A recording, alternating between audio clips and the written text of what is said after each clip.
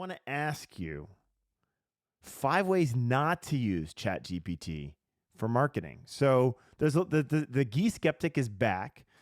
Everyone is very enamored with this shiny new object, but you're pushing back. It's the clubhouse with potential. But what's the pushback? You've got 5 things. What is your first of 5 ways not to use ChatGPT for marketing? Number one. So I did this presentation for the Will County, Illinois bar. And so this is all fresh on my mind because I think it was like not even that long ago that I did this. But the first one is that you see these horror stories of, number one, don't enter confidential information into ChatGPT, right? Samsung had this big debacle because I think they published some of their, like, I don't know if it was their code or data or something, but there's been a couple instances of this, and there was a glitch that OpenAI admitted where it was showing other people's prompts, and so you could go and get that stuff. And the same thing is probably true. I haven't seen a horror story in legal yet. If you've got one, love to hear it. But you got to, just like anywhere else, if it's on the internet, it's public and permanent. Don't go sharing, client confidences, unless you're that TikTok lawyer who's like, "Hey, just got my client off of his DUI." Anyway, don't share confidential stuff inside ChatGPT. Okay, and so I mean, that would happen when you are using ChatGPT to respond to a prospect, right? I mean, it could happen in a lot of contexts. In fact, it's going to be one of our coming up ones. So in the research that I was doing for this Will County thing, there's a lot of legal marketers selling all sorts of cool ways to use ChatGPT for legal marketing, which are completely unethical and are going to create all sorts of problems for folks. So that, right. You want to know a niche? You can be the grievance lawyer to represent other lawyers when they're dealing with ChatGPT grievances and ethics issues. There you go. Tune in next week as Guy burns bridges with half of the legal marketing community. All right. Number 2, one of the concerns with ChatGPT is accuracy. Why can't we rely on it for accuracy, Guy? ChatGPT hallucinates. Mark Palmer had a great example where he was doing some legal research and the ChatGPT is making up cases, like not even real cases. They don't exist. So it hallucinates.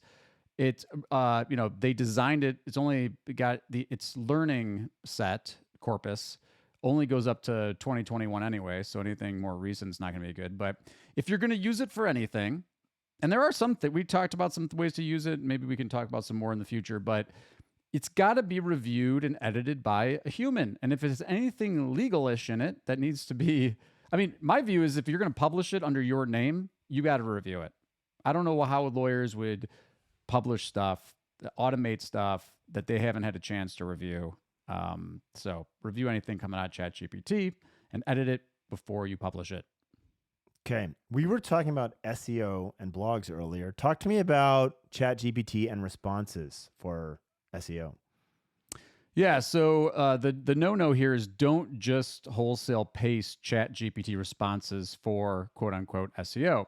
Now I'm going to tell you, I'm still very proud of this. If you search right now, you're listening and you search ChatGPT for legal marketing, I believe one of my posts still comes up, which was completely written by ChatGPT. And I disclaim that in the post. So I only say that, and that's the counterpoint. But Google is actively trying to distinguish completely copy and pasted ChatGPT, generative AI created content from human or useful content, as they call it. And there are plenty of SEOs who have done the big tests where they just connect their ChatGPT API to their WordPress API and crank out 10,000 posts, and traffic takes off, and then the site gets de-indexed. So if your legal marketing person's like, hey, we've got this cool new service where we're going to ChatGPT our way to the top of Google SERPs, you better run the other way because it's going to work until it doesn't. Well, so interestingly, we were speaking about Kevin O'Keefe earlier. He launched, I believe he called it Lou, which is his ChatGPT assisted content engine. I Great. don't frankly know much about it, but I think when he talks about it being ChatGPT assisted or AI assisted, this is ensuring that you put the human element in order to deal with things like accuracy and making sure that the SEO content the content that you're generating is actually valuable. Yeah, and again, when it's if we think Tom Martin from LawDroid does a fantastic. He's done several fantastic talks. In fact, if you're a lawyer and you want to know more about ChatGPT as a tool in the legal context, in a variety of different contexts, go search Tom Martin LawDroid. He's got a ton. But his big point is this: it's not a replacement for writing.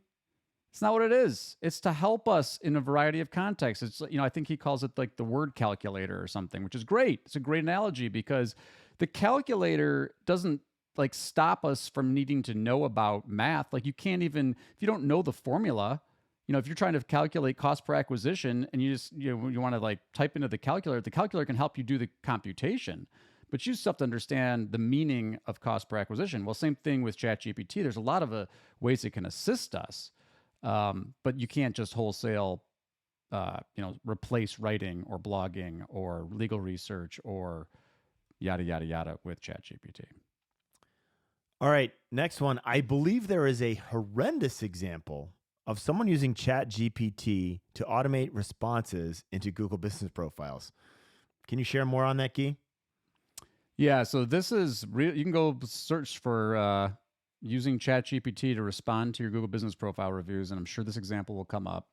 And the lawyer who wrote about this is like super proud of it. And then you go and read these responses, and it's horrible. We talk about how valuable reviews are, and how important they are from a your next client making a decision about contacting and hiring you.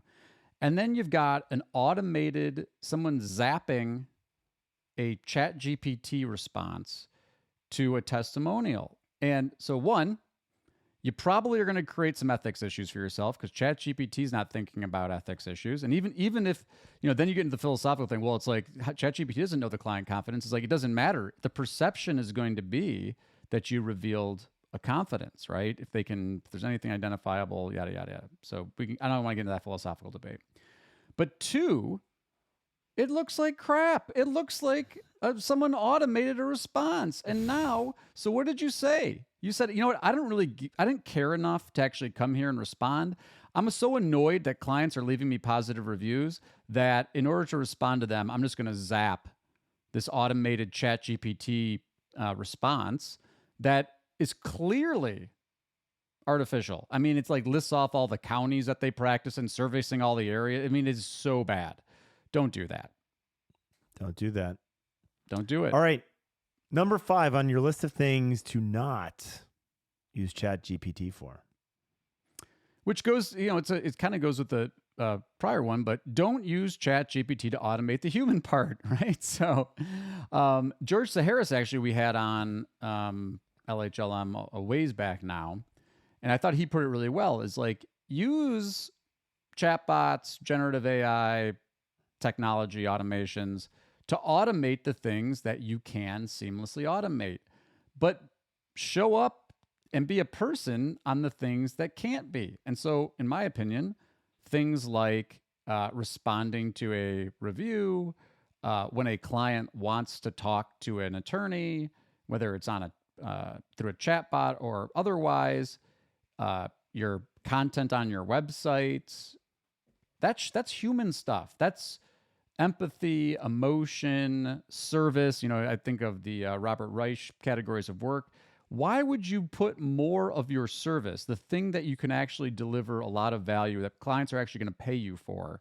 Why would you try to automate that stuff? Because guess what? The more that you can figure out how to automate in that context, the more that your job is irrelevant. They're either going to go work with a competitor because they're looking at your review responses and they're like, gosh, this is just like completely automated.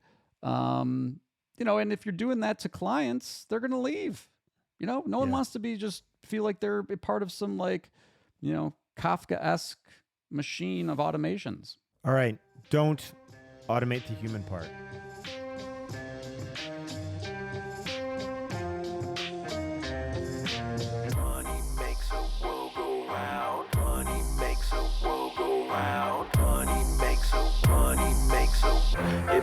makes the world go round.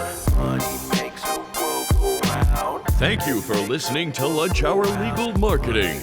If you'd like more information about what you heard today, please visit LegalTalkNetwork.com. Subscribe via Apple Podcasts and RSS. Follow Legal Talk Network on Twitter, Facebook, LinkedIn, and Instagram.